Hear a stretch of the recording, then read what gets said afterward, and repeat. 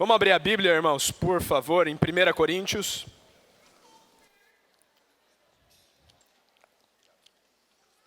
Aleluia, Jesus é o Senhor. 1 Coríntios, capítulo 1.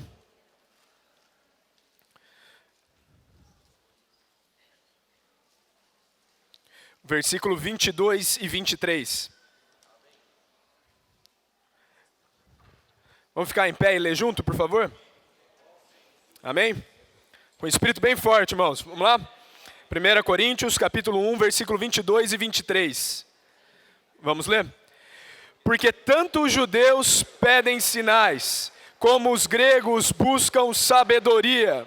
Mas nós pregamos a Cristo crucificado, escândalo para os judeus, loucura para os gentios. Vamos ler o 23 junto e bem forte. Mas nós pregamos a Cristo crucificado, escândalo para os judeus, loucura para os gentios. Ora e lê esse versículo quem está do teu lado. Amém. Senhor Jesus.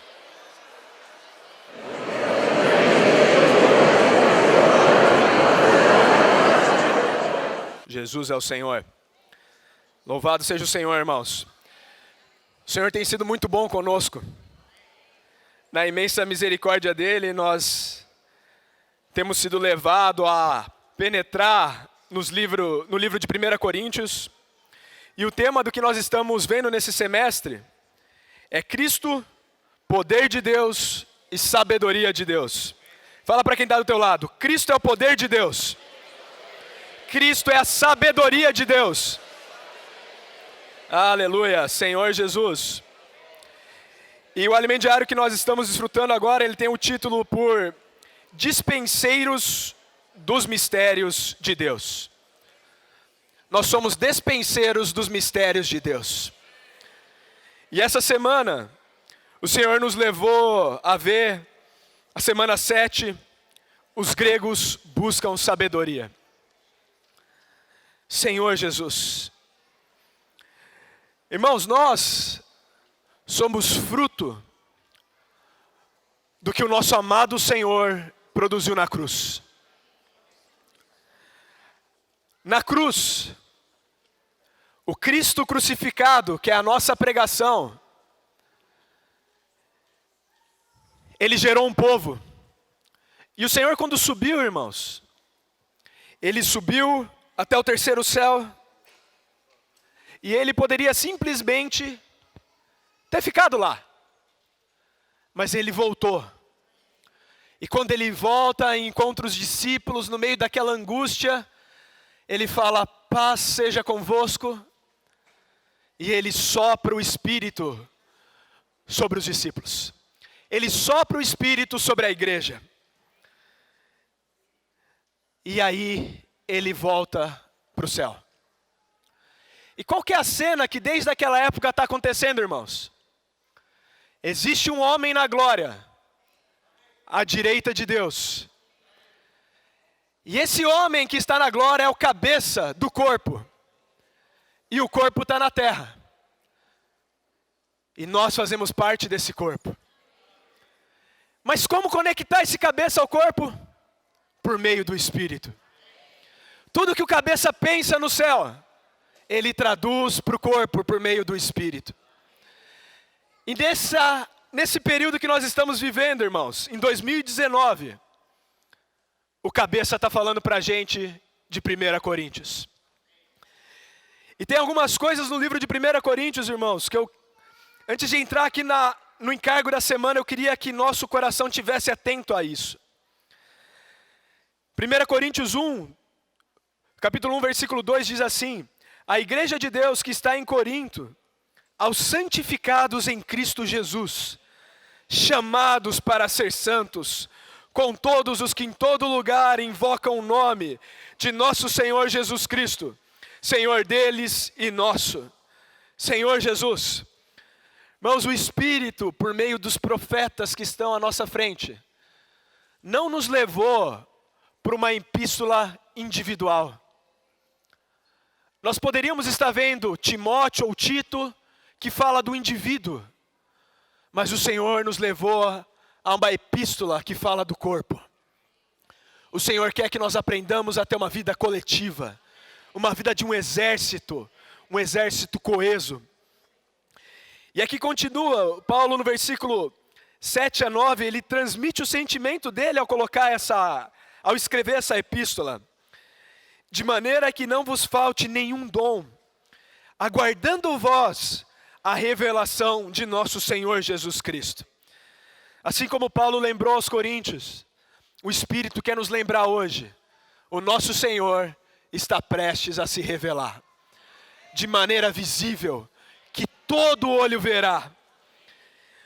No versículo 8, o qual também vos confirmará até o fim, para serdes irrepreensíveis no dia de nosso Senhor Jesus Cristo. Fiel é Deus, pelo qual foste chamados à comunhão de seu Filho Jesus Cristo, nosso Senhor. Fala para quem está do teu lado, fiel é Deus. Fala de novo e bem forte, fiel é Deus. Fiel é Deus. Aleluia. E esse Deus que é fiel, ele tem um propósito. Ele quer nos tornar irrepreensíveis.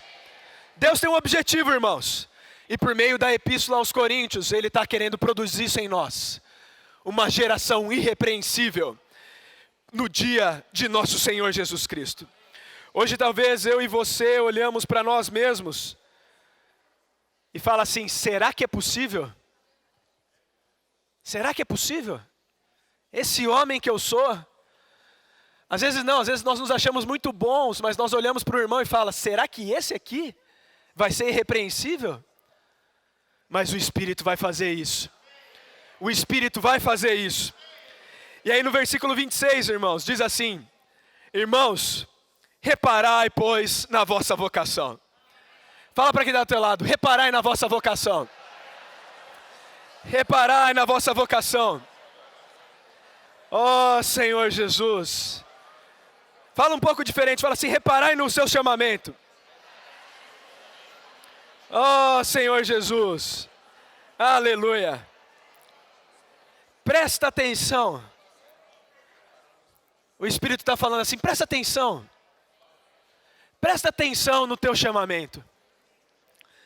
E ele fala logo depois, irmãos, de falar assim, o versículo que nós lemos. Porque tanto os judeus pedem sinais, como os gregos buscam sabedoria. Lá naquela época, a cidade de Coríntios, ela ficava na Grécia. E ali em Atos 17, Paulo passa por uma outra cidade grega que tinha a mesma maneira de viver, que é Atenas. E ele ali em Atos 17, quando está no versículo 16 e 17, ele começa a mostrar um pouco do cenário. O cenário que os coríntios e os atenienses estavam inseridos. E diz assim, enquanto Paulo os esperava em Atenas, Atos 17, versículo 16, o seu espírito se revoltava em face da idolatria dominante na cidade. Por isso dissertava na sinagoga entre os judeus e os gentios piedosos, também na praça, todos os dias, entre os que se encontravam ali. Paulo, ele olhava para Cristo crucificado, e no interior dele o Espírito olhava para a situação ali que os gregos estavam vivendo, e aquilo revoltava o interior dele. E ele falava, irmãos, e ele falava o que estava no coração dele, incumbido pelo Senhor. E havia um lugar que as pessoas se reuniam, ali naquela época, que aqui está, não é por essa palavra praça, né? Que a palavra original é ágora. E naquela ágora as pessoas se encontravam para apresentar as suas opiniões. E Paulo começou a falar ali de algo que para eles foi loucura. Paulo falou de Jesus e da ressurreição. E eles não entendiam aquilo, né? E eles levaram Paulo para um outro lugar que é o Areópago e pediram que Paulo falasse para eles. E ali Paulo falou do Deus que fez o mundo, versículo 24, e tudo que nele existe, sendo ele Senhor do céu e da terra, não habita em santuários feitos por mãos humanas. Os gregos, seja em Atenas, seja em Corinto, eles estavam criando santuários para tentar adorar os deuses que eles haviam criado para servir aos seus interesses próprios. E Paulo, ele falou desse Deus que não habita em santuário feito por mãos humanas. Irmãos, talvez nós olhamos para esse cenário de Corintos, ali de Coríntio e de Atenas e fala, puxa, hoje não tem ágora, né? Hoje não tem praça. Mas se nós prestarmos bem atenção, irmãos, na verdade o que nós vivemos hoje foi a semente que começou com os filósofos naquela época. E essa muita sabedoria dos gregos vem se multiplicando. E ela hoje ganhou várias ramificações. E cada um está procurando a sabedoria que mais se agrada. Hoje, se nós entrarmos na internet, irmãos, hoje se nós pegarmos nosso celular, a gente pode expressar a opinião que a gente quiser. Nós podemos procurar as opiniões que mais nos agradam. E nós vamos atrás daquela opinião e nós seguimos aquela opinião. Vamos ler 2 Timóteo.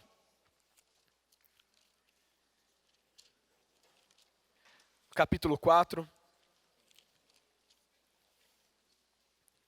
Versículo 3. Senhor Jesus. 2 Timóteo, capítulo 4, versículo 3.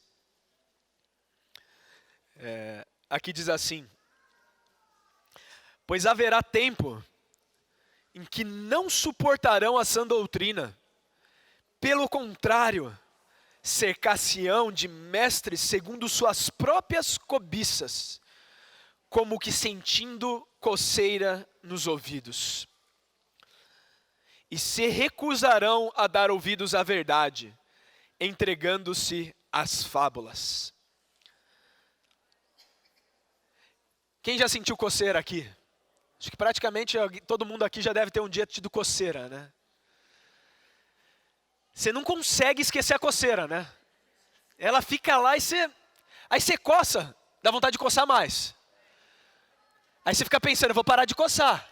Mas você quer coçar mais. E aí você coça mais, e você coça mais.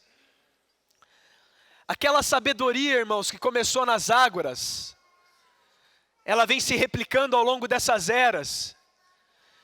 E os homens, segundo as coceiras que têm no ouvido, que é algo que incomoda, eles têm caçado os mestres que defendem as suas opiniões. E aí cada um tem se cercado dos seus mestres. E assim como naquele período, irmãos, essa coceira entrou no povo de Deus em Coríntio, e uns, baseado nesse mesmo princípio da coceira, da cobiça que estava no interior, começaram a selecionar, não, segundo a coceira que eu tenho, eu prefiro seguir Apolo. Segundo a coceira que eu tenho, eu prefiro seguir a Cefas. E essas ágoras, irmãos, têm se multiplicado. E nós temos muitas vezes preferido ir para um lugar para discutir nossas opiniões e defender a nossa sabedoria, ao invés de olhar para Cristo crucificado. E isso que revoltava Paulo. Porque ele olhava os gregos ali procurando tudo aquilo. Ele falava, tem um caminho muito simples. Vamos ler 2 Coríntios, capítulo 11. Senhor Jesus. 2 Coríntios, capítulo 11, o versículo 2 e 3. Aqui novamente, é para a mesma igreja, irmãos. Aquele mesmo sentimento de Paulo de tornar as pessoas irrepreensíveis no dia do Senhor, ele fala de novo desse sentimento aqui, no versículo 2. Porque zelo por vós com zelo de Deus, visto que vos tenho preparado para vos apresentar como virgem pura a um só esposo que é Cristo. E aí Paulo ele fala de um receio que ele tinha. Mas receio que assim como a serpente enganou a Eva com a sua astúcia, assim também seja corrompida a vossa mente e se aparte da simplicidade e pureza devidas a Cristo. Irmãos, quando nós começamos a olhar para Cristo crucificado, começa a acontecer uma coisa no nosso interior: simplicidade e pureza. Eu não preciso ir para uma ágora para discutir minha opinião, porque a minha opinião só tem uma coisa: é Cristo crucificado. E esse Cristo crucificado, ele deu algo para a gente. Ele deu o Espírito. E esse Espírito, irmãos, Paulo ele continua, vamos voltar ali para 1 Coríntios.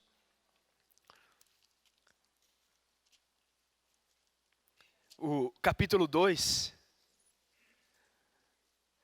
O sentimento que eu tenho aqui lendo sobre o coração de Paulo, irmãos, é assim. Ele era romano, né? Então ele sabia muito dessa cultura greco-romana, era judeu, criado aos pés ali de Gamaliel, sabia tudo da lei. E ele, eu fico imaginando ele falando ali com os coríntios no versículo, no capítulo 2, versículo 17, diz assim: olha, irmãos, tem toda essa sabedoria que os gregos procuram, né? Tem os sinais dos judeus. Mas nós temos falado com vocês a sabedoria de Deus em mistério, outrora oculta, a qual Deus pré-ordenou desde a eternidade para a nossa glória. É assim, ó. Tem essa sabedoria aqui da terra. Vamos ler rapidinho, segura em 1 Coríntios, mas vamos abrir em Filipenses. Filipenses 3.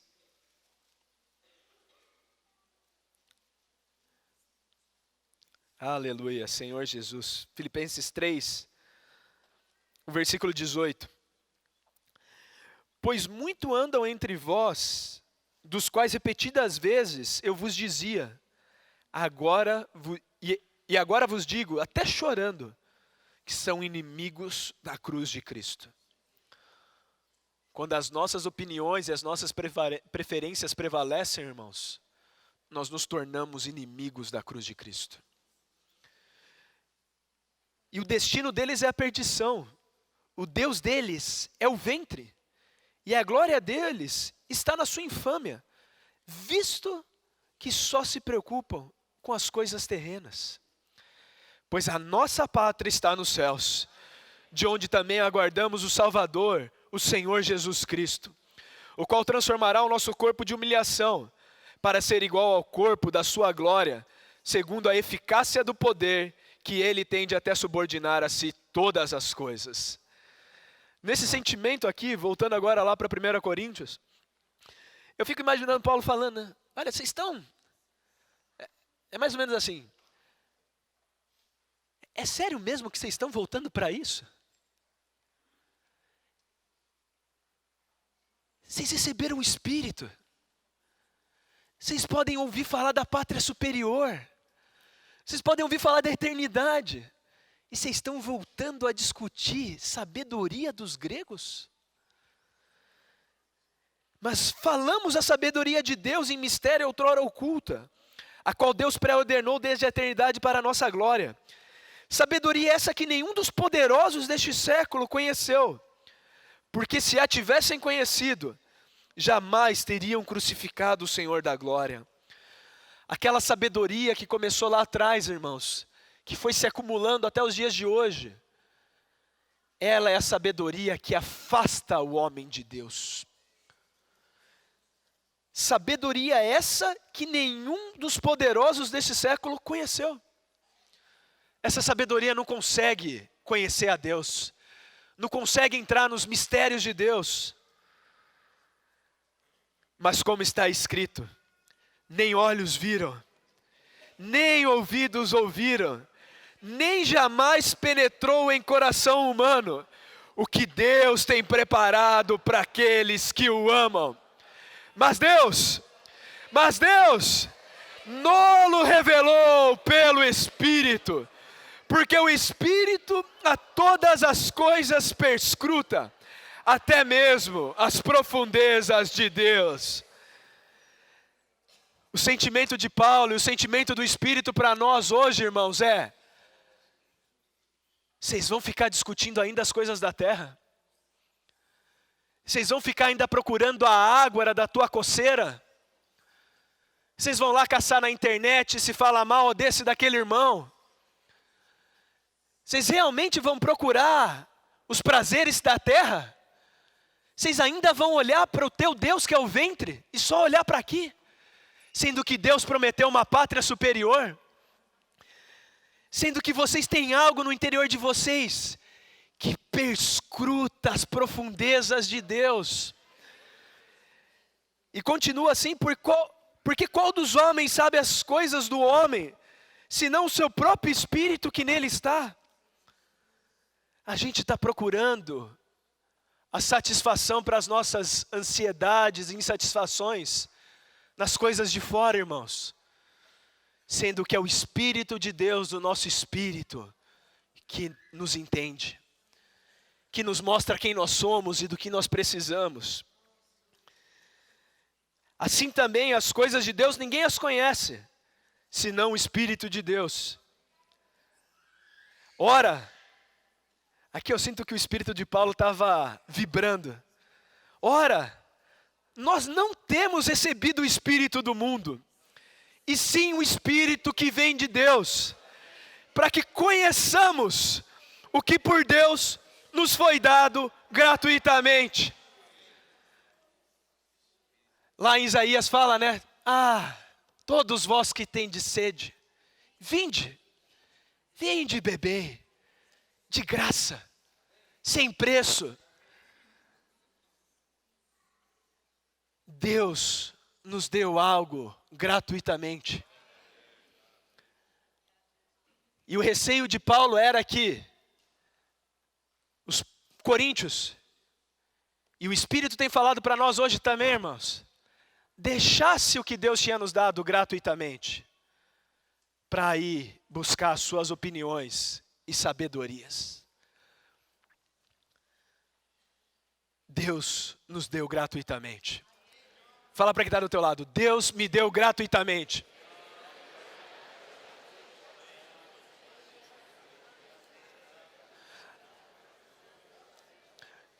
Você já conhece tudo o que Deus te deu gratuitamente? E por que a gente perde tempo procurando outra coisa? Nós temos o nosso espírito, irmãos, um lugar que a gente pode chegar todo dia e falar, Deus, o que o Senhor vai dar gratuitamente para mim hoje? E o que Ele vai dar, o teu olho não viu, o teu ouvido não ouviu. O Senhor fala lá que quando Ele deu maná, irmãos, Ele fala assim, que vocês não conheciam. Nós queremos usar a experiência de ontem para resolver a de hoje. Deus quer nos dar gratuitamente algo que nós não conhecemos. E é simples, irmãos. É falar assim, posso orar por você? É simples. Essa semana eu saí na sexta, fui almoçar com um colega de trabalho que também é um irmão. A gente terminou, ele estava contando uma experiência difícil para ele. A gente terminou de almoçar e eu falei, vamos orar? Ela estava ali uma Outback, quem já foi sabe, né? Uma barulheira. É ali mesmo, vamos orar. Aí terminou a oração, ele falou, obrigado, Marcos. Eu estava precisando dessa oração. Não precisa ter evento. Você tem um Espírito. E o Espírito não é sabedoria, irmãos. Não é sabedoria humana. O Espírito não é planejamento. Não é deixa eu processar a ideia aqui, deixa eu criar a condição que eu vou pregar o evangelho. O Espírito numa hora ele vem e fala no teu interior assim, fala para orar. Porque tem algo gratuitamente que eu vou dar para essa pessoa e para você. E aí o que o irmão Pedro tem nos encorajado, né?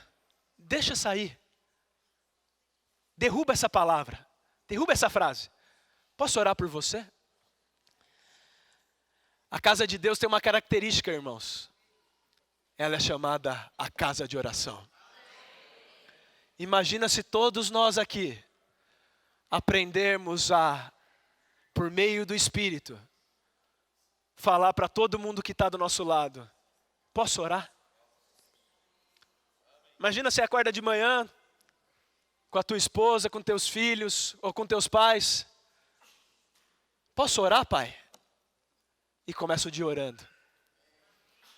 E aí você está no ônibus, posso orar?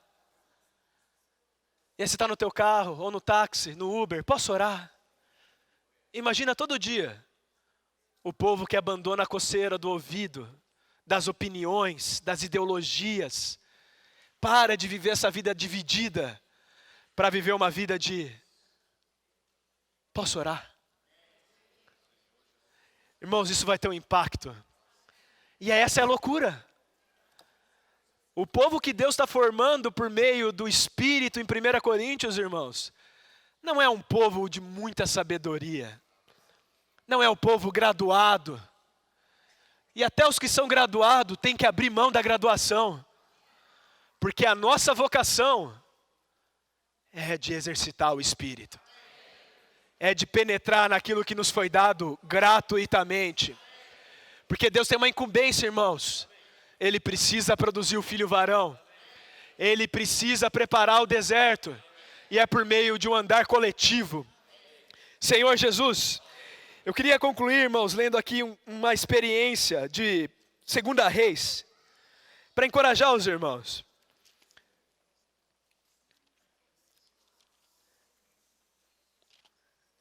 2 Reis, o capítulo 3. Aqui, Eliseu, né, tinha acabado de começar o ministério dele. E ele já tinha tido algumas experiências. Ele já estava falando. Ele já era reconhecido como profeta. A mão do Senhor já estava por meio da fala de Eliseu sendo visível para o povo. E ali no versículo 4, Mesa, o rei dos Moabitas, Acabe, que era o rei anterior de Israel, controlava Moabe, e aí Acabe tinha morrido, e aí Moabe vai se revoltar contra Israel. E aí, Jorão, rei de Israel, foi lá, chamou Josafá, rei de Judá, chamaram o rei de Edom, vamos guerrear contra Moabe, 3 reis, 3 exércitos, tudo certo, sabedoria, exército humano, vai resolver tudo, não tem problema. 3 reis contra 1. Versículo 9. Partiram o rei de Israel, o rei de Judá e o rei de Edom. Após 7 dias de marcha, não havia água para o exército e para o gado que o seguiam. A estratégia não deu certo, não. A sabedoria humana, irmãos, tem hora que ela falha. E várias vezes ela falha. E aí o rei de Israel teve uma ideia. Porque no versículo 10 ele sentiu, opa, a gente deve ter feito alguma coisa errada aí. O Senhor chamou esses reis para entregar a gente na mão de Moabe e matar a gente. E Josafá, que era o rei de Judá, que era alguém mais sensível ao Senhor, ele fez uma pergunta. Não há aqui algum profeta do Senhor? Irmãos, nós não andamos em paralelo à palavra profética. E aí na hora que deu errado, a gente volta para a palavra profética. Nós temos que reconhecer os profetas que Deus tem nos dado. E nós andamos no mesmo andar. Não é a hora que deu errado, volta para o falar profético. Nós sempre antes de fazer algo, temos que ver se a nossa vida está debaixo do falar profético. que ele brilha, irmãos. O falar profético brilha. E aí, lembraram, sim, tem Eliseu, que já foi provado, já tem dado sinais. E aí eles foram falar com Eliseu. Aí Eliseu pediu para vir alguém tocar, e o Espírito do Senhor se apossou de Eliseu no versículo 16. Aí os 3 reis lá com estratégia, o que eu imaginaria, né? Ele vai falar para a gente ir para um lugar, encher as nossas vasilhas de água e ir para a guerra, né? É só água que precisa. Tá tudo certo. Aí vem o falar do profeta, irmãos, que ele é simples, mas ele é louco. Versículo 16. Assim diz o Senhor: fazei neste vale covas e covas. Eu acho que os reis ficaram pensando ali, será que ele tem certeza? Eu estou indo para a guerra, não tenho água. Quando o rei de Moab souber que eu estou aqui cavando buraco, olha que cena ridícula. Separa 3 exércitos para ficar cavando buraco. Cava buraco. Imagina se o exército adversário para ver todo o exército cavando buraco. Então cavando cova é para se enterrar, né? Vai logo que vai atacar. E aí Eliseu, irmãos, e aqui também é um sentimento de a gente estar atento ao falar profético. Porque assim diz o Senhor: não sentireis vento, nem vereis chuva. Crê, irmãos. Crê. Às vezes não, todas as vezes, é assim. Não tem vento não. E não tem chuva também. Mas nós cremos no falar. O Espírito tem nos conduzido por meio dos profetas. Todavia este vale se encherá de tanta água, que bebereis vós e o vosso gado e os vossos animais. Eles foram buscar o profeta para quê, irmãos? Para satisfazer uma necessidade pessoal, porque eles tinham medo de morrer por não ter água. E aí o Senhor ainda fala que ele, além de dar isso daí, ele se agradou tanto que iam vencer de Moab. Quando nós cremos no falar dos profetas, irmãos, e cavamos, não é superficial. Não é ouvir um dia e parou. É cavar. É andar junto. Não tem vento, nem água, nem chuva. O Senhor enche aquilo de água. E aquilo supre a gente. Mas aí, continuando, e só pelo tempo eu vou contar para os irmãos. Fala que quando o rei de Moab, o exército de Moab se levantou, no versículo 22, quando eles olharam as águas que tinham enchido aquelas covas, eles achavam que era sangue. Aquilo que Deus deu para suprir individualmente, foi que deu a vitória para os reis. Não foi a sabedoria deles. E aí o rei de Moab vem, achando que Israel estava derrotado. Israel derrota Moab, vai lá e conquista o território. É simples, irmãos. É simples pedir para orar pelas pessoas. É simples ter essa vida de oração. E ela vai cavar. E a hora que ela cavar, você vai olhar para você, vai assim: Senhor, e a minha necessidade? Vai brotar água para você, para a tua família, para os teus gados. E aquela água, irmãos, vai derrotar Satanás. E aí nós vamos conquistar onde nós estivermos. Os gregos buscam sabedoria. Nós temos o Espírito. Nós temos o falar profético. Nós podemos acessar o que Deus tem nos dado gratuitamente. E nós só somos, irmãos, um vaso de barro. O tesouro está em Deus. Vamos levantar e ler junto 2 Coríntios. O capítulo 4.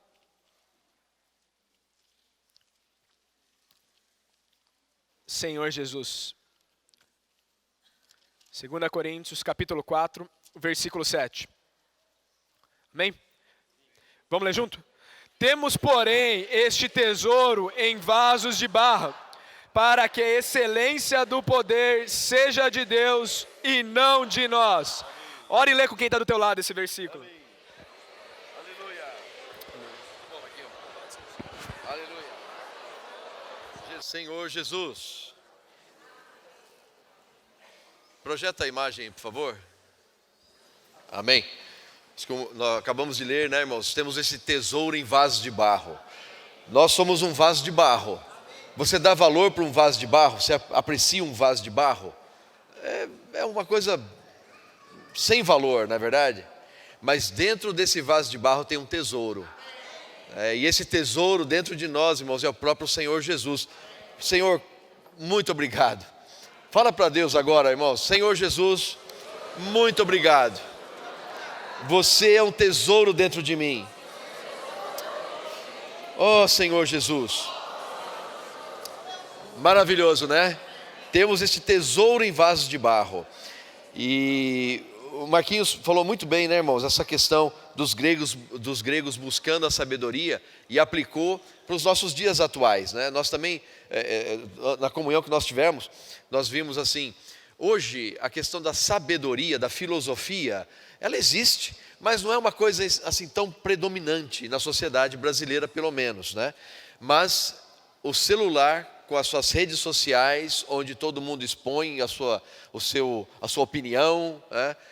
Isso é diário, nós vemos isso todos os dias, né? Então as ágoras modernas estão dentro do nosso celular, né? Então estão próximas a nós essas ágoras onde as pessoas falam e expressam opiniões e falam bobagem, falam coisas boas, mas tem de tudo ali, né? Então as pessoas falam essas coisas, irmãos, mas nós temos o Cristo crucificado. Pode falar o que for, como diz 1 Coríntios, nós fomos salvos pela loucura da pregação. Não é uma loucura a pregação? Fala a verdade, irmãos, é uma loucura. Qual é o seu Deus? Que Deus você tem? Aí você fala, é um Deus que foi crucificado. Puxa, não é um Deus que é o Deus do trovão, o Deus né? Sei lá qual Deus você pode pensar aí. Irmãos, a palavra da cruz é loucura. Ainda hoje, quando nós falamos de Cristo crucificado para as pessoas, é loucura para muita gente. Mas para nós que somos salvos, é o poder de Deus, é a sabedoria de Deus. Então, irmãos, o que nós precisamos é ter essa simplicidade, essa pureza devidas a Cristo. E a cruz, irmãos, na nossa experiência, é reconhecer que nós somos dependentes totalmente do Senhor. Quando a gente está muito vivo, quando a gente sabe fazer as coisas, quando a gente acha que pode fazer as coisas, nós não estamos no princípio da cruz, nós estamos no princípio da árvore do conhecimento do bem e do mal. Porque o homem, quando se rebelou contra Deus e comeu do fruto da árvore do conhecimento do bem e do mal, se unindo ao inimigo de Deus, ele se tornou independente de Deus, conhecedor do bem e do mal, sabe discernir o que é certo e errado. Não preciso de Deus para guiar a minha vida, porque eu sei o que eu tenho que fazer. Irmãos amados, Deus está nos levando para um outro estágio, está nos levando para um outro nível, e esse outro nível é a cruz de Cristo. Ele está mostrando para nós, por meio das experiências pelas quais estamos passando, você mesmo no seu dia aí, pensa no seu dia a dia, pensa o que você está passando hoje. Que situação difícil, eu não consigo vencer essa situação. Pode ter certeza que essa situação chegou até você, porque Deus quer te levar para a cruz de Cristo. Ele quer fazer você perceber que você é totalmente dependente dEle. Irmãos, eu tenho uma oração nessa manhã. Eu peço ao Senhor que eu seja totalmente dependente dEle. Quando eu sou totalmente dependente dEle, eu cesso os meus esforços. Eu paro de achar que eu sei fazer as coisas. Eu paro de tentar fazer as coisas do meu jeito. Eu quero fazer as coisas do jeito de Deus, como Ele quer que eu faça. Então, irmãos, essa é a cruz. A cruz é loucura para alguns, mas para nós é a sabedoria de Deus. É a sabedoria de Deus porque ela acaba com o nosso ego. O nosso velho homem, irmãos, o nosso ego, nossa vida da alma, foi crucificada com Cristo na cruz. Mas no dia a dia, nosso ego ainda aparece, ainda acha que sabe fazer as coisas. Irmãos, isso é tão pesado, tão sério, que Deus precisa realmente, por meio das situações que chegam para nós no dia a dia, mostrar olha, você precisa chegar num ponto onde você não sabe nada, você não pode fazer nada, você só confia no que Deus pode fazer. Ó Senhor Jesus, isso se aplica também, irmãos, à pregação do Evangelho. É difícil para alguns, né? Talvez para todos nós. Quem aqui gosta de chegar e sair falando, pregando o Evangelho, recebendo um não, portada na cara e tal? Mas, irmãos, nós temos visto o poder de Deus atuando por meio de uma frase simples que o Senhor nos deu. Essa frase é: posso orar por você? Puxa vida, irmãos, da última vez aqui, quando tivemos a Operação Zona Oeste, eu e Beth encontramos vários ateus aqui nessa região, vários ateus. Até o ateu recebia a oração. Se eu chegasse para o ateu, tentando falar para ele: olha, eu vou agora pregar a cruz de Cristo para você, provavelmente ele fala: você é louco, eu não quero saber disso. Já aconteceu comigo no passado. Uma pessoa falar para mim: eu não acredito que uma pessoa, ela me achava inteligente, tá, irmãos? Não estou falando que eu sou inteligente. Ela falou, eu não acredito que uma pessoa tão inteligente quanto você acredita nessa bobagem da ressurreição. Eu falei para ela: eu creio nisso, e se você crer, você vai entender o que eu estou falando. Se você não crer, você não vai entender. Aí nós ficamos tentando convencer um ao outro, né? Irmãos, o posso orar por você quebra as barreiras. Nós estamos orando por vários tipos de pessoas, inclusive ateus, não é? Como eu acabei de falar, e tem sido muito bom.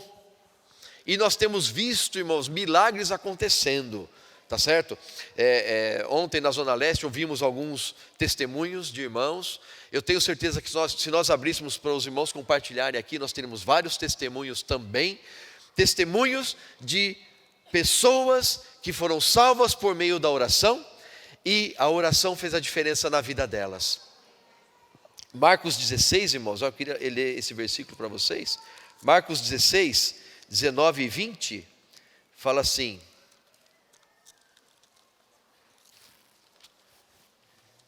vou ler aqui no telão que é mais rápido. De fato, o Senhor Jesus, depois de lhes ter falado, foi recebido no céu e assentou-se à destra de Deus. Olha o próximo versículo.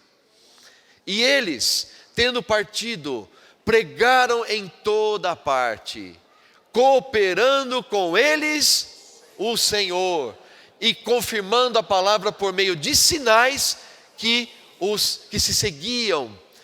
Irmãos, quando nós saímos, quem sai conosco? O Senhor sai conosco. Quando você na mesa do almoço, você vai orar com o seu amigo, como Marquinhos acabou de falar, eu também gosto de fazer muito essa prática, de orar durante o almoço com os colegas de trabalho. Quando você está orando pelas pessoas, quem está cooperando com você é o Senhor. Amados irmãos, temos esse tesouro em vasos de barro, para que a excelência do poder seja de Deus, não de nós. Não somos nós que temos a eloquência, e Deus não quer a eloquência humana para salvar pessoas. Deus quer que o poder dele que está dentro de você alcance as pessoas. Então, se nós temos esse tesouro em vasos de barro, esse tesouro vai ser manifestado através de você e vai alcançar as pessoas para as quais você está orando. Ó Senhor Jesus, esse princípio, irmãos, é maravilhoso. Eu já contei para vocês, eu mesmo lembro que eu fui salvo. Na verdade, eu não sei se eu era salvo antes, irmãos, eu tenho minhas dúvidas. Mas eu tenho certeza que naquele dia, lá em Poços de Caldas, numa noite fria do inverno de 1981, eu estava numa reunião para a qual eu fui convidado. E ali estavam o irmão Dong e o irmão André Dong. E o irmão André, antes da reunião começar, ele fez uma oração. Bom, primeiro que eu estava um pouco assustado, né? Quem chega numa reunião da igreja e ouve aquele bando de gente com os olhos fechados: Senhor Jesus, Senhor Jesus, ó Senhor Jesus. Isso, para uma pessoa que é de fora, assusta um pouco. Mas depois que você sente que o Espírito está fluindo ali, você fica em paz, né?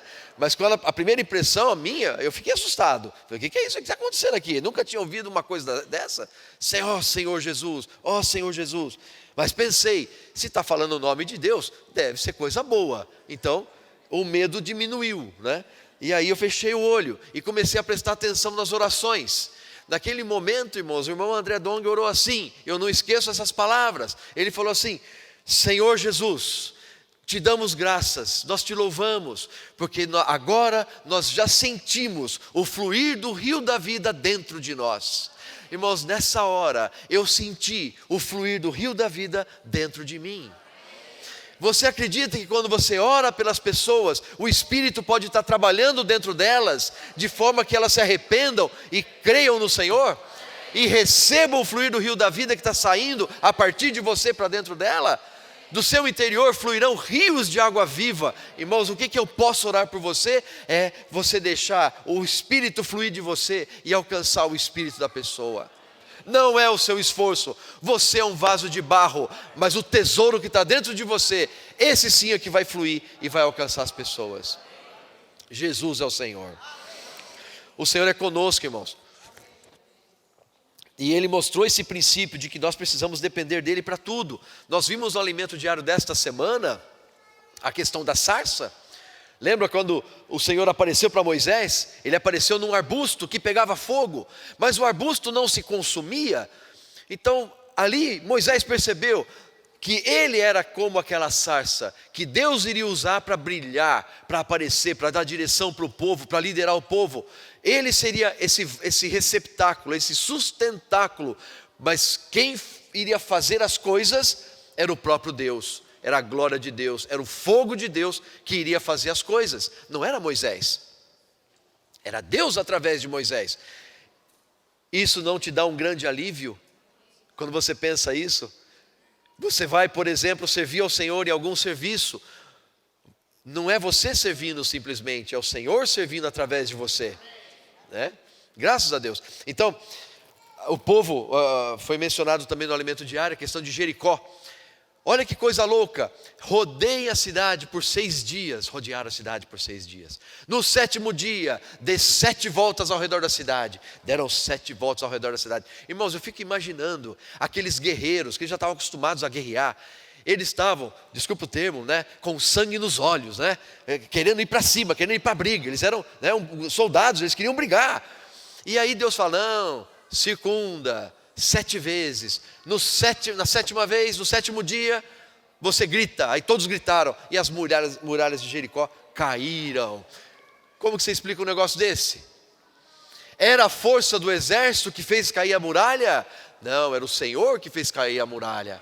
Tá certo? Eles gritaram, fizeram a parte deles, mas não foi o grito deles, irmãos, foi o poder de Deus que derrubou. Tá certo? Ó Senhor Jesus. Tem uma outra passagem, irmãos, que eu achei muito interessante. Josué 24, Josué capítulo 24, versículos 11 e 12, olha só que interessante essa passagem. Passando vós o Jordão e vindo a Jericó, os habitantes de Jericó pelejaram contra vós outros, e também, olha só, não era só os de Jericó, eram os amorreus, os ferezeus, os cananeus, heteus, girgazeus, heveus, jebuseus, porém os entreguei nas vossas mãos. Olha o 12. Enviei vespões adiante de vós, que os expulsaram da vossa presença, bem como os 2 reis dos amorreus, e isso não com a tua espada, nem com o teu arco. Vocês já viram aqueles vespões que tem na estância? Aqui em São Paulo também tem, né? Aqueles vespões marrons. Eu não sei se esses vespões eram aqueles marrons ou maiores até, não sei. Quem já tomou picada daquele vespão? Levanta a mão. Pouca gente, né? Não muitos, né? Não muitos. Vocês não têm ideia como é gostosa aquela picada. Eu até falei ontem para os irmãos, sabe, irmãos? Uma vez na casa do irmão Pedro Dong, esses marimbondos, eles tinham feito um ninho, né? Não é ninho, como é que chama aquilo lá? Hã? Cacho? Uma casa de marimbondo, vocês aceitam? Pode ser? Cacho de marimbondo? Lá no Nordeste é cacho, tá, ok. Não, mas aqui eu acho que é casa de marimbondo, né? Obrigado. Tinha uma casinha de marimbondo, estava começando, e eu e o irmão Pedro, eu falei, vamos acabar com esse negócio aí, vamos. Compramos inseticida, né? Pegamos uma tocha de fogo, vamos queimar esses marimbondos agora, né? Aí foi os dois lá, né? Subindo na cadeira e de uma vez, 1, 2, 3, já é fogo e tal, inseticida e tal. Irmãos, nós estávamos vendo ali uns 50, 100 marimbondos. O que nós não sabíamos é que lá dentro tinha uns 300. Eles saíram, irmãos, e começaram a atacar a gente. Nós saímos correndo, lógico, né? Entramos na casa. Graças ao Senhor. Mas ainda assim, eu tomei 3 picadas de uma vez. Doeu. Inclusive, a picada que eu tomei aqui na minha perna, irmãos, ficou um calombo na pele, sabia? Ficou um buraquinho na pele. Ele necrosou o tecido e ficou um buraquinho na pele. Ficou uma cicatriz ali, onde ele picou. Bom, mas o meu ponto não era os marimbondos me atacando, tá? Os pontos eram os marimbondos atacando os inimigos do povo de Israel. Olha só o livramento que Deus proveu para o povo. Mandou vespões, irmãos. E aí o Senhor fala para eles, olha, não foi nem a tua espada, não foi o teu arco. Então, irmãos, você quer vencer? Só tem um caminho, a cruz de Cristo. A cruz de Cristo faz com que o teu velho homem, sua vida da alma, o teu ego morra e você vive em ressurreição com Cristo a partir desse momento. Então, irmãos, essa experiência é muito rica, né? E 2 Crônicas 20, a gente sempre leu 20:20, né? Que fala, crede no Senhor vosso Deus e estareis seguros. Crede nos seus profetas e prosperareis. Mas vamos ver um pouquinho o contexto desse 2 Crônicas 20. Versículo 1. Era também uma situação de guerra, tá, irmãos? Depois disto, os filhos de Moabe e os filhos de Amon, com alguns dos meunitas, vieram a peleja contra Josafá. Versículo 12. Ah, nosso Deus, aí ele ora, né? Nosso Deus, acaso não executarás tu o teu julgamento contra eles? Porque em nós não há força para resistirmos a essa grande multidão que vem contra nós. Irmãos, no seu dia a dia, os seus problemas diários, você encontra os problemas como uma grande multidão a qual você não consegue resistir. Creia no poder de Deus que está trabalhando dentro de você. Se essa multidão chegou até você, Deus quer te mostrar alguma coisa. Deus quer transformar você de alguma forma. Ele quer fazer você diferente. Ele quer fazer você Ele quer aumentar a sua fé. Ele quer fazer com que você tenha mais dele mesmo dentro de você. Você vai parar de confiar na sua habilidade, no seu arco, na sua espada e vai confiar mais no Senhor. Isso se aplica, meus queridos, ao seu dia a dia, ao seu trabalho, à sua empresa, mas se aplica também à batalha espiritual. Quando você vai pregar o evangelho para as pessoas, tem essa convicção: Senhor, eu vou agora, mas eu não vou por mim mesmo, eu vou pelo teu poder, e as pessoas serão salvas por meio da oração, por meio do teu Espírito agindo nas pessoas. Amém? Bom, nós estávamos no 15, né? No 12. Essa grande multidão que vem contra nós, e não sabemos nós o que fazer. Tem situação que você não sabe o que fazer? Você se depara com a situação que você fala, meu Deus, como é que eu saio dessa? Já passou por isso? Nós não sabemos o que fazer, porém, os nossos olhos estão postos em Ti. Repete comigo, irmãos, porém, os nossos olhos estão postos em Ti. Senhor, nós cremos na Tua cruz. Nós temos que olhar para a cruz de Cristo, irmãos. Ah, Senhor, eu não aguento mais, essa situação está difícil, eu não estou aguentando. Deus permitiu que essa situação chegasse para você, porque Ele te ama e quer aniquilar a tua vida da alma independente de Deus. Aquele ser que acha que pode resolver as coisas sem Ele, Deus quer tratar com isso. Tá certo, irmãos? Ó Senhor Jesus. Versículo 17. Neste encontro não tereis de pelejar. Tomai posição, ficai parados e vede o salvamento que o Senhor vos dará, ó Judá e Jerusalém. Não temais, nem vos assusteis. Amanhã saí-lhes ao encontro, porque o Senhor é convosco. Amém? Porque o Senhor é convosco. E aí é que vem versículo 20, parte B, né? Ouvi-me, ó Judá, e vós, moradores de Jerusalém. Crede no Senhor vosso Deus e estareis seguros. Crede nos seus profetas e prosperareis. Irmãos, o caminho da bênção é crer no Senhor e crer nos profetas que o Senhor colocou à nossa frente. Tá certo? Então, todas essas vitórias aconteceram, por quê? Porque o povo confiou em Deus e o povo confiou no profeta de Deus. Irmãos, hoje Deus também tem colocado os profetas à nossa frente. Quando nós ouvimos esse falar profético e dizemos sim, amém, pode ter certeza, a sua vida, vai ter bênção. Você vai ver a bênção de Deus acontecendo na sua vida, por meio das situações, por exemplo, das orações. Você vai orar com as pessoas, você vai ver Deus operando maravilhosamente. Tá certo, irmãos? Curas, nós temos visto curas, temos visto pessoas arrumando emprego. Mas a nossa ênfase, irmão, não são essas coisas, tá certo? Ainda que sejam boas, e Deus cuida de nós. Deus cuida de nós. Ele sabe do que nós precisamos, irmãos. Mas Ele mesmo falou, em primeiro lugar, buscar o seu reino e a sua justiça, e todas essas coisas vos serão acrescentadas. Deus quer curar, Deus quer alimentar as pessoas, Ele cuida, Ele ama o homem, mas Ele é nosso Pai, Ele se preocupa conosco, Ele se preocupa com as pessoas. Maravilhoso Deus. Mas estejamos claros, irmãos, que o nosso maior presente ainda não são as bênçãos materiais. O nosso maior presente é herdar esta terra quando o Senhor Jesus voltar. Lembra do direito de primogenitura? Esaú tinha o direito de primogenitura, porção dobrada da terra, sacerdócio e realeza, presentes maravilhosos, tá certo? E ele desprezou aquele direito de primogenitura por um prato de uma coisa vermelha lá, ele fala na Nova Almeida Atualizada, fala assim, me dá aí um pouco dessa coisa vermelha, essa coisa aí. Quer dizer, era um prato de lentilhas que não tinha valor nenhum, mas ele vendeu tudo o que ele tinha por um prato de lentilhas. Irmãos, por melhor que o mundo seja, os melhores presentes que o mundo possa dar para você, o máximo que o mundo vai te dar, o melhor, ainda é um prato de lentilhas perto da primogenitura. Deus tem dado para nós, irmãos, esse é meu ponto. Sabe qual que é a maior... O que nós vamos desfrutar na primogenitura? A primogenitura, irmãos, hoje, então eu sou primogênito de Deus, quer dizer que Deus vai me abençoar materialmente, né? Sim, Deus pode te abençoar materialmente, mas, irmãos, os nossos olhos não estão nessa terra, os nossos olhos estão no mundo que há de vir. Então, quando o Senhor Jesus voltar, eu quero estar reinando com Ele Quando o Senhor Jesus voltar, eu quero estar reinando com Ele por 1000 anos. E depois por toda a eternidade.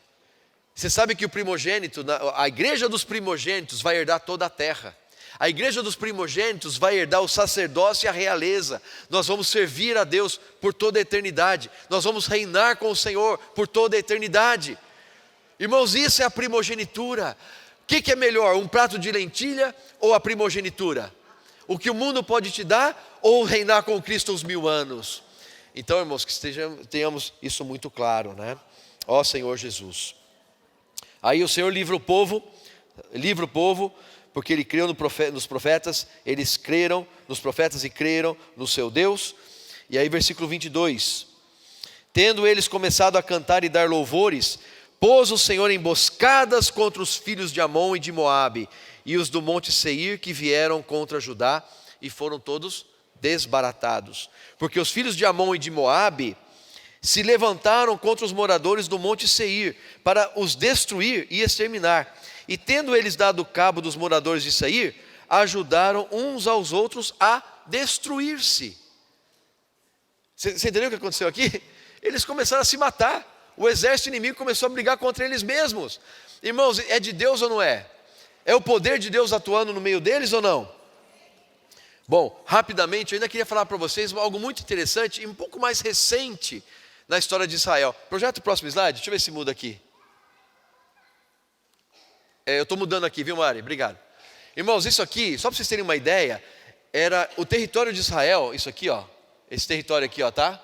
Antes da famosa Guerra dos 6 Dias que aconteceu em junho de 1967. Esse era o território.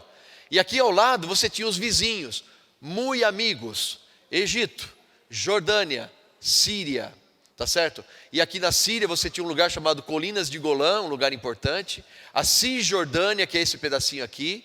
Aqui você tem a faixa de Gaza, tá certo? E essa estrelinha aqui, irmão, vocês têm ideia do que seja? O que é essa estrelinha? Jerusalém. Jerusalém ficava exatamente na Cisjordânia, aqui ó, nesse território palestino, tá? Bom,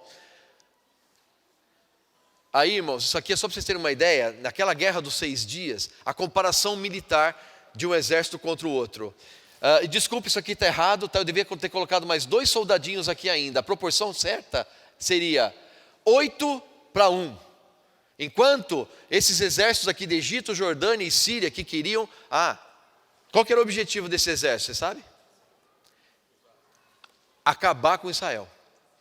O objetivo desses 3 países, irmãos, era acabar com o Estado israelita. Acabar, destruir, aniquilar a memória da terra, não existir mais. Bom, olha o exército, 547 mil contra 70 mil. Quantidade de tanques, 5.404 contra 800. 900 aviões de guerra contra 200. Quem vocês acham que ia ganhar essa batalha? Você sabe que militarmente falando, quando o exército tem uma proporção de 3-1, a vitória desse de 3-1 é quase que certa. Os armamentos eram praticamente os mesmos. Mas, irmãos, sabe o que o exército de Israel tinha? Eles tinham Deus do lado deles. Eles tinham tecnologia. E eles tinham um exército engajado. Você sabe, irmãos, hoje, Deus está conosco. Qual que é a nossa tecnologia? Nossa tecnologia é o Espírito que está dentro de nós. O tesouro em vasos de barro. Você quer ganhar a guerra aí fora? Não vença por você mesmo. Confia no tesouro, naquele que é forte, que está dentro de você. Amém? E Deus agora precisa do quê, irmãos? De um povo engajado. Israel, os israelitas, são muito engajados. Só para vocês terem uma ideia, em Israel, tanto homem quanto mulher servem no serviço militar. As mulheres servem por 2 anos, os homens servem por 3 anos. Aqui no Brasil, é no máximo 1 ano, não é isso? E se você fizer tiro de guerra, são 6 meses. Quer dizer, você tem um treinamento militar também aqui no Brasil, tal, mas é no máximo 1 ano. E hoje em dia também você pode dizer se você quer ou não servir, porque não dá conta de abarcar todo mundo. Então, mas Israel, irmãos, é mandatório. Homem e mulher servem. 2 anos as mulheres, 3 homens, 3 anos os homens. E aqui você se apresenta por 5 anos. Depois de 5 anos, você, por exemplo, eu servi, né? Então, 18 anos. Depois com 19, 20, 21, 22, 23, eu ia todo ano no quartel me apresentar. Mas ali você jurava a bandeira, assinava, recebia um carimbo no certificado de reservista e tudo certo. Em Israel, não. Em Israel, eles recebem, quando eles vão se apresentar, eles recebem uma reciclagem, recebem um treinamento básico novamente, para lembrar as coisas, tá certo? Então, irmãos, Israel tem uma população de soldados. Eu tinha uma amiga, ela é judia, né? Eu tenho ainda essa amiga, e ela, numa reunião que nós tivemos juntos, ela falou, em Israel, todos nós somos soldados. Ela era da área de treinamento e desenvolvimento, como eu, mas ela falou, mas eu, antes de treinamento e desenvolvimento, eu sou soldada. Né? Eles são soldados. Desculpa pela foto, mas essa foto pode chocar um pouquinho, né? Eu recebi essa foto com os seguintes dizeres. Você sabe por que o índice de traição masculina é muito baixo em Israel? Aí mandaram essa foto, né? Isso explica muita coisa, né?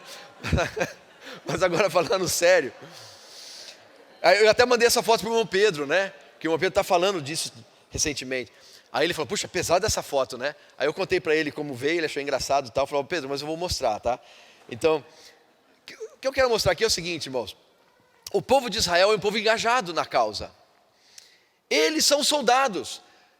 Sim, eles são professores, engenheiros, médicos, advogados, são tudo isso aí. Mas, antes disso, são todos soldados. Essa moça aqui provavelmente estava no seu período de apresentação, não sei, ela está paisana, mas ela está a serviço. Tá certo? Ela está a serviço, talvez para proteger o marido, não sei. Vou comprar um fuzil para a Beth também. Né? Mas é um povo engajado, irmãos. Um povo engajado. Olha só o que aconteceu no final da guerra dos 6 dias. Olha Israel como é que estava antes da guerra dos 6 dias. 6 dias depois, irmãos, olha o tamanho do território de Israel. Eu te pergunto, era a tecnologia deles? Sim, eles tinham tecnologia. Era um povo engajado? Sem dúvida era um povo engajado. E além de tudo isso, eles tinham Deus do lado deles. Até uma curiosidade, tá, irmãos? A Beth me mostrou uma coisa interessante. Aqui nas colinas de Golã, essa parte aqui de cima, um judeu contou que os arquivos desta guerra dizem o seguinte: não sabemos ainda como Israel conseguiu vencer essa guerra. Por um lado, irmãos, a primeira coisa que Israel fez foi lançar os seus aviões contra os aviões egípcios e os aviões da Síria. Ou seja, no primeiro dia da guerra, a Síria e o Egito já não tinham mais caças de guerra. Lembra que era 5-1? Então, aquela vantagem acabou. Eles não tinham mais aviões de guerra, porque Israel, inteligentemente, bombardeou os aviões e acabaram com os aviões de guerra da Síria e do Egito. Isso foi um ponto. Outra coisa interessante que aconteceu, segundo os registros desta guerra, irmãos, foi que quando os tanques da Síria estavam posicionados aqui para ir contra os tanques de Israel, que também estavam aqui são as colinas, né? De repente, o comandante e os comandantes dos tanques saíram dos tanques e correram. Saíram dos tanques, deixaram os tanques lá e fugiram. Conta-se, segundo os registros dessa guerra, que eles viram, irmãos, por trás dos tanques de Israel, eles viram um exército de gigantes atrás deles. Bom, irmãos, eu creio que os anjos de Deus estavam com Israel naquela guerra. E eles ficaram apavorados, viram o poderio, a mão de Deus estava com aquele exército, eles fugiram com medo. Bom, isso tudo, irmãos, é para mostrar que o poder não é nosso, o poder é de Deus, tá certo? Então, Israel ganhou essa guerra. Depois, mais para frente, aqui tem um mapinha mais atualizado, Israel acabou cedendo novamente aquela península, a península do Sinai para o Egito, devolveu, né, para um acordo de paz, né, vamos fazer as pazes e tal. Permaneceu com a Cisjordânia, aqui era a Cisjordânia, lembra onde está Jerusalém? Israel permaneceu com a Cisjordânia. Então aqui hoje você tem cidades, tem muitos palestinos que moram ali juntos, né? Então você tem os palestinos convivendo com os judeus nessa região aqui, né? E Jerusalém está aqui, o centro nevrálgico de todo o conflito, porque para os muçulmanos Jerusalém é uma cidade sagrada, para os israelitas também é uma cidade sagrada, né? Então tem muito conflito ali por causa disso. E aqui, irmãos, as colinas de Golã, ficou meio um território assim, não sabe ao certo, né? Mas Israel também ainda está próximo aqui às colinas de Golã, usa as colinas de Golã, né? Próximo aqui da Síria, né? Então você vê, né? Deus era com Israel, irmãos. Essa história eu só mostrei para vocês, irmãos, para provar o seguinte: nós temos um tesouro em vasos de barro, e a peleja não é nossa, a peleja é do Senhor. Então quando você for para o seu trabalho, quando você sair numa operação Zona Sul, Zona Leste, quando você estiver no ônibus, quando você estiver no restaurante, eu quero encorajar você. Permita que a seguinte frase saia da sua boca. A frase é: posso orar por você? Repete comigo: posso orar por você? Deixa essa frase sair da sua boca e você vai ver o que Deus pode fazer. Amém? Ó Senhor Jesus, o poder é de Deus, tesouro em vaso de barro. Deixa o Senhor sair de você. Só fale isso: posso orar por você. Queria saber se temos convidados aqui nessa manhã conosco. Quem está aqui pela primeira vez, por favor? Pode ficar de pé, quem veio aqui pela primeira vez? Aqui temos aqui. Você pode ficar de pé, querido, por favor? Só para que os irmãos possam localizar você e nós queremos dar um presente para vocês, viu? Vocês são muito bem-vindos, tá? E ali também, convidados. Amém. Muito bom. Bem-vinda. Amém. Amém. Podemos orar por vocês? Amém. Amém. Então, irmãos, vamos todos fechar os olhos, vamos orar pelos nossos amados convidados que estão aqui hoje, né? Senhor Jesus, muito obrigado, Senhor. Obrigado por esses convidados que estão conosco nesta manhã. Senhor, nós entregamos a vida deles para Ti. Senhor, Tu sabes todas as coisas. Tu sabes as situações pelas quais eles estão passando. Senhor Jesus, entregamos a vida deles para Ti, a família deles para Ti, as situações pelas quais estão passando, também entregamos a Ti. Senhor, Tu és o Deus dos céus e da terra. Senhor Jesus, muito obrigado. Senhor, Te agradecemos porque o Senhor é o tesouro nos vasos de barro. A excelência do poder é Tua, Senhor. Queremos Te valorizar mais, valorizar o poder da Tua cruz, para acabar com as nossas opiniões, com a nossa independência. Senhor, nós declaramos que somos totalmente dependentes de Ti. Senhor, nós não ousamos sair aí fora, se o Senhor não for conosco. Senhor Jesus, abençoa a Tua igreja em São Paulo, nos guarda na Tua presença, faz-nos de Ti vasos úteis. Senhor Jesus, abençoando as pessoas, por meio da oração, que muitos sejam salvos, que muitos possam crescer em vida, reinando contigo no mundo que há de vir. Jesus é o Senhor. Aleluia.